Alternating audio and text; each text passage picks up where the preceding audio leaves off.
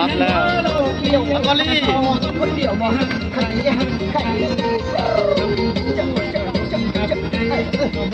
กองเลยเด้อขอทางเลยขอทางเลยถ่ายคนนอนหลับก่อน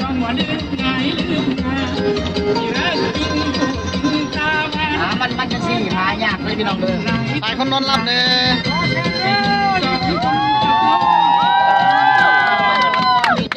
ขอทางเลยขอทางเลยกองเลยเด้อ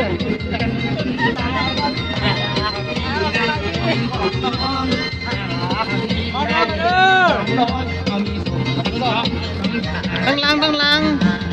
รถกองเลยเด้อ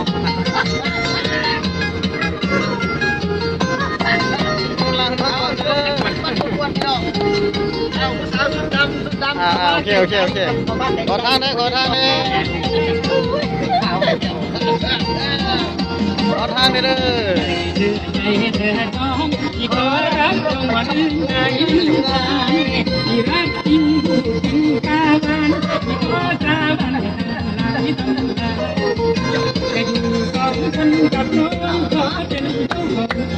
เอ้ามามืดมันเอง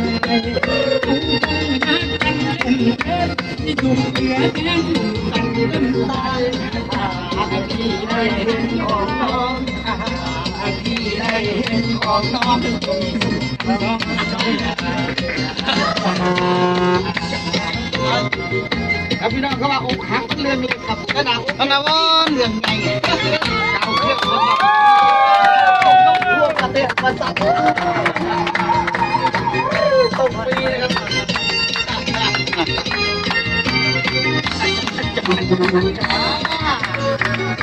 มาในมือนี้พี่ไผ่แอบมาสลองควบอิสระมันพันดักจากแก้มเตาบ่ครับ